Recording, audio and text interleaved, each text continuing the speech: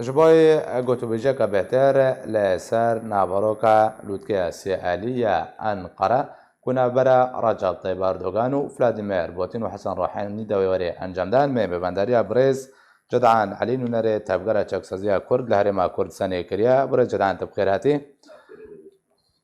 Di vê lûtkê de berdewam ku lûtkeyên her sê welatên gerîntor ji rewşa Sûriyê têne encam dan derencamê wan dem û dest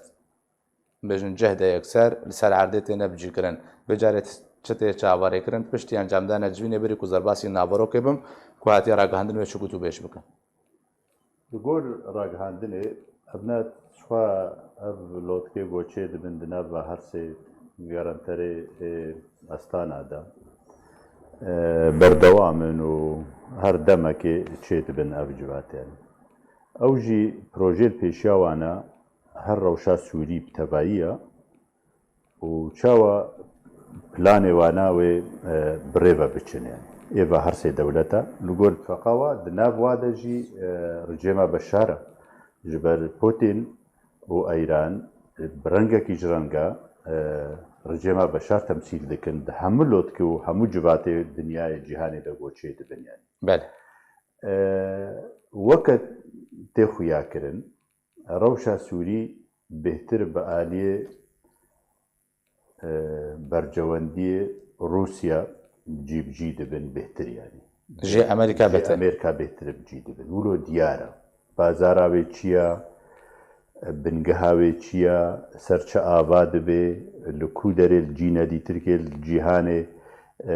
rêkeftinên nava de çêbûne, bazarin ser deverna bi deverna weke muqaya da nava de çêbûye çikirine em zêdeyî taqeta me ye em nizanin yani. Ev ne nav dewletê mezin de ye. Lê wilo berçav tê xuya kirin ser erdê Şam û derdora wê, Der'a û derdora wê, Hims bi tevahî, Heleb, anha Idlib jî hêdî hêdî safî dibe. Ev her sê dewlet civatê wa girêdayîne bi xefd-i tesîd, deverê xefd-i tesîd yani. Êgo şertê de çê dibe, tundutûjî û dijwar û ewin em çawa karin şer rawestênin. Rawestandina şer di çi devera goçê bûyî de êberî niha hemû jî ketine bercewendiyê rejêma Beşar de. Baş.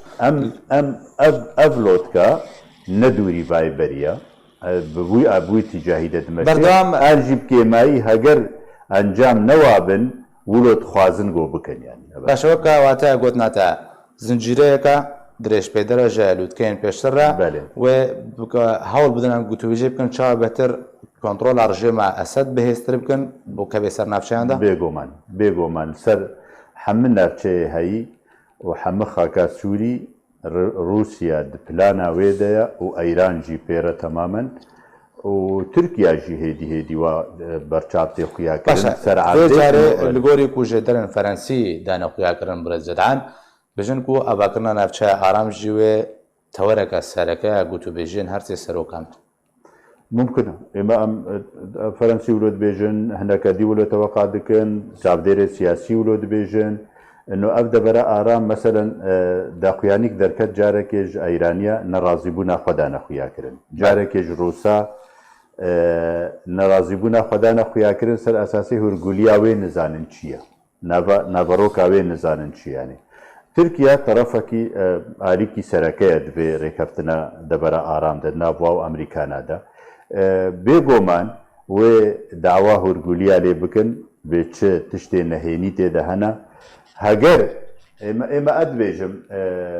دبرا آرام حتاني نها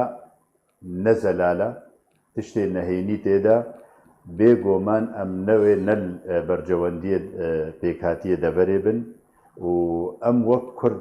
بەشێکی سەرەکە vê devera arama got tê destnîşankirin wêne bercewendiyê de bin pêş ئێمە ئەم bercewendiyê me tê de temamî pêk nayên ji ber alîkî sereke Tirkiyeye piştgiriyê wê Eyran û Rûsya bê û yanî rejêma Kurcî birêz Cedan Kurcî pişta xwe bi Amerîka girê dibêje Amerîka peymanê me sereke Amerîka rast e em Kurd ez dibêjim kîja aliyê Kurd bê necara ji wê pêvel pêşiya wê nîne خۆ نائاوێژی ڕجێما بەشار حەمێزاوێدا خۆ نائاوێژی حەمێزە ئەیرانیادا خۆ نائاوێژی حمێزا ترکادا بێگۆمان وێ ئەمریکانا ببینێت هێزەک سەرەکە ئالیکی سەرەکە و پەیمانە ناودەولەتی سەرپەرشتیاوێ دکێ دەولەتەکە جیهانێ بڕێوە دەبێ ئەژی وەک شەخصجی وەکە تەفگار وەکە ئەنجومانە کوردی ئەم توازن گۆ ئەمریکان ڕاست بن دگۆتنێ خۆدا و پالپشتی و پشتگێریە ملەتێ کورد و مافی وینا بکەن لێ تشتێک گۆ دەرباز دبن تەوان دگۆتنێ خۆدا دبێژن ئەمێ پالپشت بن و ئەم ناهێلن تعدە ببێ و گەف و ئێریشێ ترکە ئەم ناهێلن سەر ملەتێ کورد و قڕبوونا ملەتێ کورد ئەم نەمادهێلن چێ ببێ ئەم هەمە ڤاناتێ نەسەر زمانێ خوات ڕایەدارێ ئەمریکی تەڤایی تەقریبەن بێنا دبێژن ینی لێسەر خاکێ تشتا گۆ دبێ حەتانی نەها ئێمە مەترسیان بازارێ گۆت ناو ئەمریکانە و ترکادە ببن بەرجەوەندیە دەولەتە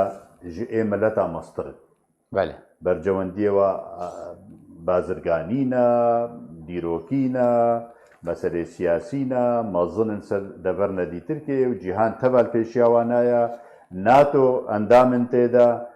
بەرجەوەندیە ناتۆ لقای مەساڵح ئەو بەرجەوەندیە کووردا دەبێ وەکە داخوازێنەتەوی ئانۆ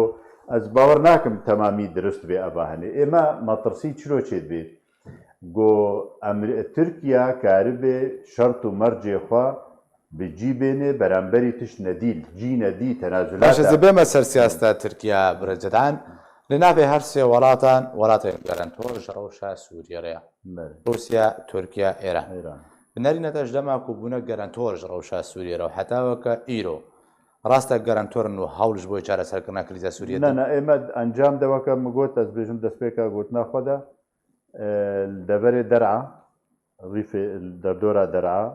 و دەردۆرە شامێ و دەردۆرە حەمسێ و باژار و حەلەب چ دەبەرێک و هەرسێ دەولەتە گەرانتی کردیە ئەنۆ ئەمێ ضمانێ بدن ئەنۆ برا ئاگر بسەکنێ و ئەم ناهێلن تعدەل شەربانە ببێ ملەتێ وێ ببێ سڤیلا ببێ نەورۆچێ بووە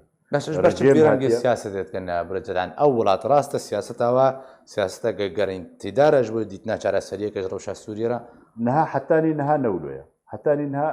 ئیدارە ئەزمێتکن ئیدارێ دکن بڕێڤە دبنیانی من نەدیتیە حتانی نها متحیدە و اتحاد ئۆروپی و ئەمریکا و رووسیا و ئەیران و تورکیا و هەر دەولەتێکی دەسوەردان دەولەتی مەزن دەسوەردانێت ڕەوشە و عەرەب دەولەتی عەرەبە تەڤایی ئێگۆ دەسوەردانێت ڕەوشە سووری دەتکن کەسی مە نەدیتیە ئەنجامدا سیاسەتەکە ولۆ زەلال دەبەرجەوەندیە ملەتێ سووری دەبێ معانا و ئێش و زار و خراببوون و وێرانکردن و کۆچبەری ڕاوەستێ و خەلکڤەگەرێ سەردەبەرێ خوا مە ئەف سیاست بەرچاوێ خۆ نەدیتیە بەرەڤاژی وێ مەدیتیە معانا بەردەوامە کوشتن بەردەوامە ڕجێما بەشار دەڤەرا گۆتخوازێ تێدە شەڕ بکێ بەرمیلێ خوا بساڕوخێ خوا فرۆکێ خوا ڕۆژێکێ نەدایە پاش و دکێ و بێ سوپای خۆشی سەر عەردێ دکێ و هەر پالپشتی و سەرپەرشتیە رووسیا و حزب الله و ئەیرانی ئاریوانا دکنیانی ئەف دو طرفێ سەرەکەنە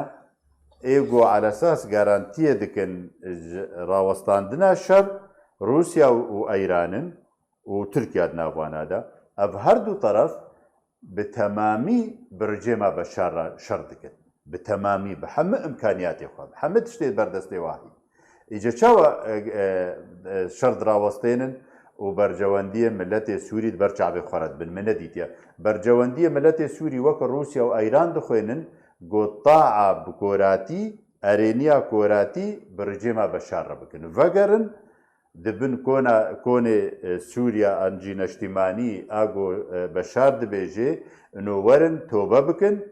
و بێژن ئەف موئامەرەکە دەولی بوو ئەرهابا دەولی بوو و خەلکێ موئامەرە و خیانەت لمەکرد بوو ئەم شەمڵی بوون ئەم پۆشمانن ئەم دڤەگەرنە مالە ڕجێما بەشار باشە ئەگەراتە بەحستکێک و ڤەگەر ئاژێما ئەسەد و هەرسێژی ئەو وڵاتێن کوتباتە نابێوانێ بەرەبانێت بەر بەشار دەتکەن بەشار ئەسەد ئەگەر هەیە و هەرسێ وڵات گەرانتیا ڕەوشە ناوچەین کوردیژی بکەن لە ڕۆژاوای کوردستانێ وا بکەن و بکەونە بن کۆنتڕۆلا ڕژێ ماسەددا بەریچەوە یعنی ئەف دەبەرە نابلێتکەن ڕۆژلاتی فەرات ئەنجی دەبەرە نفوزە ئەمریکی حتانی نەها رووسیا و ئەیران و سووریا و دەولەتێن UN ئەمم متحیدادا دەبێژن هەبوونە ئەمریکا تشتێکی مخالفە ژیاسایە ناودەولەتیرە و بەردەوام vê daxwazê dikin û destwardanê û xerabiyê dikin cara gotê bîra beşar û rejêma wî nîzama wîna û em mixaberatê wîna dibêjin peya dê weka Kurd yanî têne hesêbê cemwana dibêjin evana xiyanet kiriye ji ber got destê xwedana destê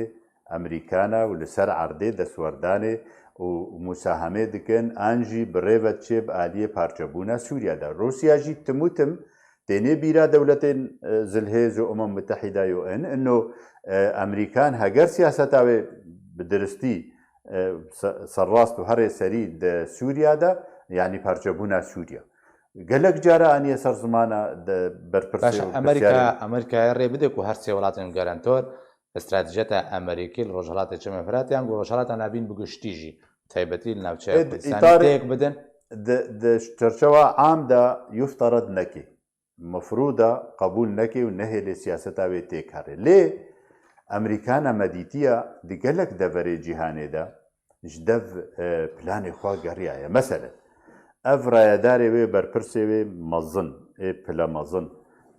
di rewşa Sûrî û Şerqil Ewsat tebayî Iraqê û Sûriya wa de yanî her deh roja têne guhertin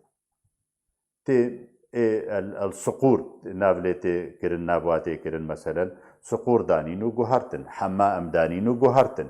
فلان دانی و گوهرت وەزیرە دیفاع هاتە گوهرتن زێدەی جارەکە و چرۆچێ بوو وەزیرە وای خارجی تێنە گوهرتن ئێگۆ دیارە ینی نەزەلالبوونەك دی سیاسەتە ئەمریکیدا هەم هەندروی ئەمریکا تێ بیرا تەماشەوانێ هێژا و گوهدارە وەختێ تویتەرە ترامپ گوتی ئەمێ ڤەکشن ji Sûriya yanî di Emerîka de dinya hejiya di hikûmet û dewleta Emerîkî de di nav muessesatê wê dewletê de li bin guhê hevdû ketin her yekê bi rengekî got vî gotiye bêilmê me vî gotiye em qebûl nakin vî gotiye şaş e vî gotiye xerab e vî gotiye nizamçawa yanî ev beraxweş dewletê ji derve veke an jî Sûriya an Kurda an jî ê deverê û Şerqil Ewsat wane veke ev siyaseta ne zelal û ne serrast û ne yanî wilo gelekî tê xwendin bi temamî ji aliyê hemû kesî ve rast e dewletê mezin siyaseta xwe zelal nakin ême gelek tiştêne ser Emerîkana têne gotin bes tiştekî sereke heye îtîfaqek heye nav xelkê de û çavdêrê siyasî dibêjin Emerîkan bi dostê xwe re nerasta û dijmin jî xisûm jî jê natirsin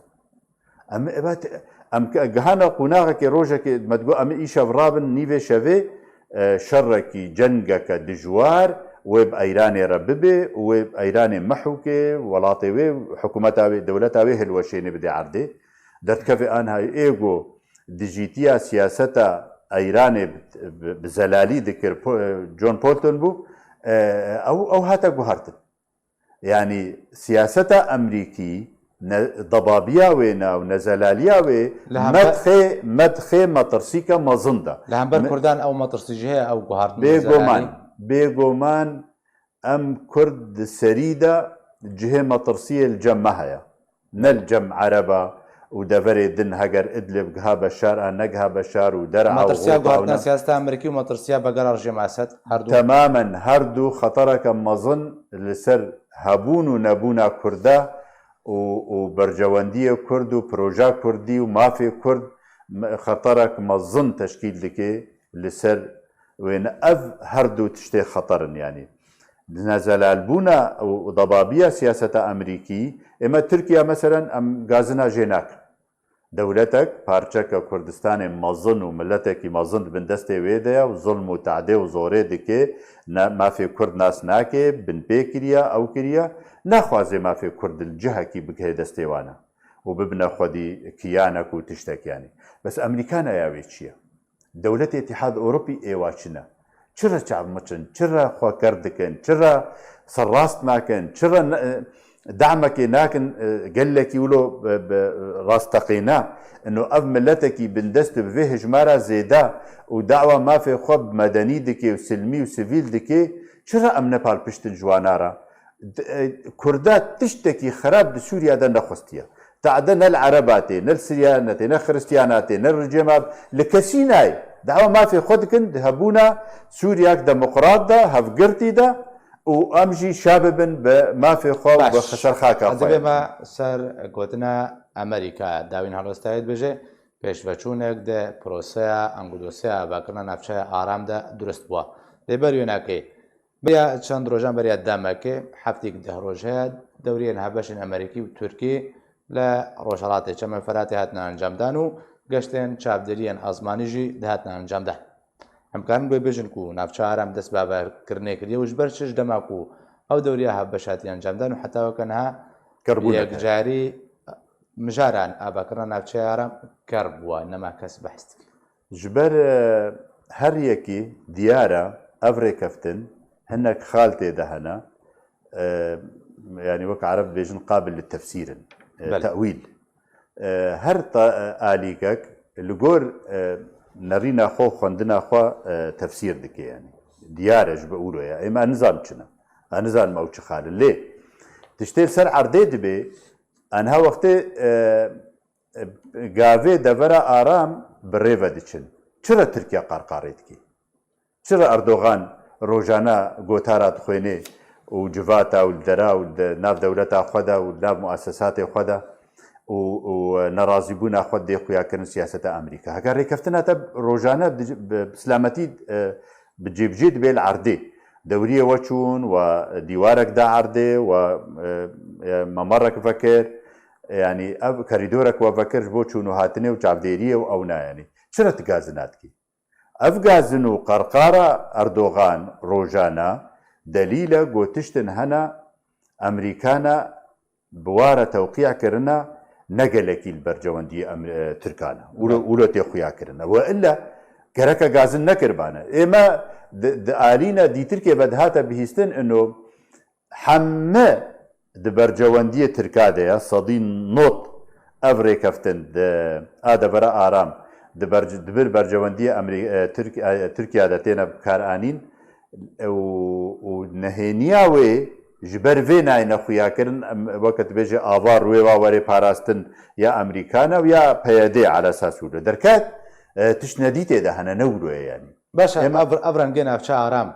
ku nihan bêjin dest pê kiriye ku navê têkirin dest pê kiriye pêşbînîkirî bû vî rengî navçe aram dest pê kiriye yan jî reng nedî jê hemû